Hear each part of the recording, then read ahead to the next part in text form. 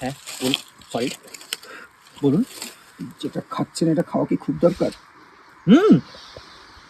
খুব দরকার। যা ঠান্ডা।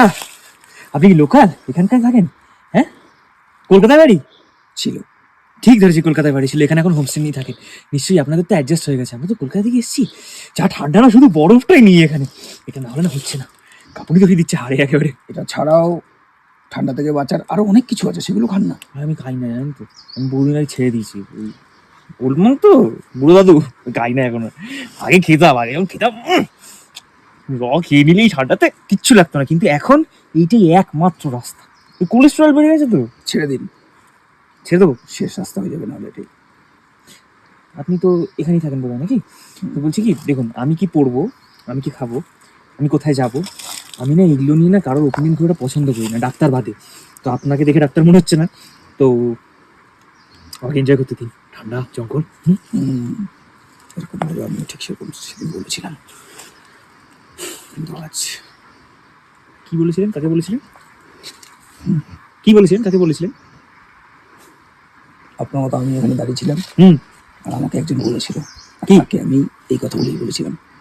ও, আপনি স্মোকার, সিগারেট চাইছেন? বললেই হয়, এত ঢং করার কি ছিল? না না না না না না, তো খাবেন না, কাউন্টার খাবেন? আমি এই যে এটা, এই ধোয়া, আমি ধোয়া।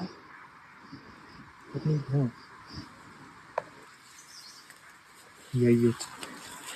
আমি গুগলে দেখেছি, আর্টিকেল সার্চ করেছি, এই জায়গাটা কোনোভাবেই হন্টেড প্লেস নয়।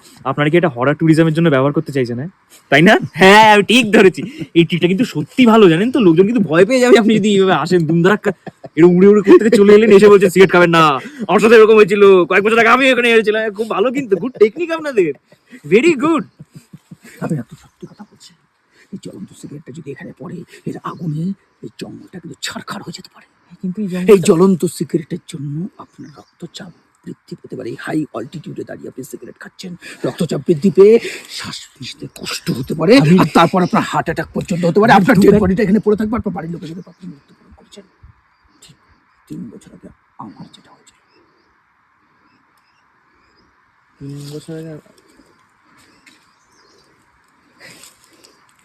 আপনি কিন্তু অভিনয়টা ভালো করেন। কলকাতা থাকতেন তো, টলিগঞ্জে যাননি কখনো?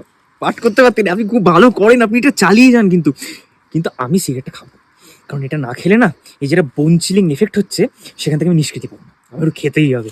আপনি এটা চালিয়ে যান, ভালো। খাচ্ছেন খান, ভালোই হবে। এখানে একা থাকতে থাকতে না বোর হয়ে গেছি। আপনিও তাহলে আমাকে সঙ্গ দেওয়ার জন্য খুব শিগগিরই নিশ্চয়ই এখানে চলে আসবেন পার্মানেন্টলি, সেটাই বুঝতে পারছি। কন্টিনিউয়াসলি একই কথা বলে যাচ্ছেন আপনি।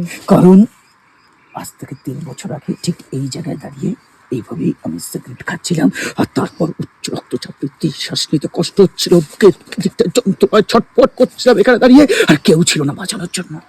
আর ধীরে ধীরে মৃত্যুর করে ঢুকে পড়েছিলাম আমি। তাই আপনাকে সাবধান করছি।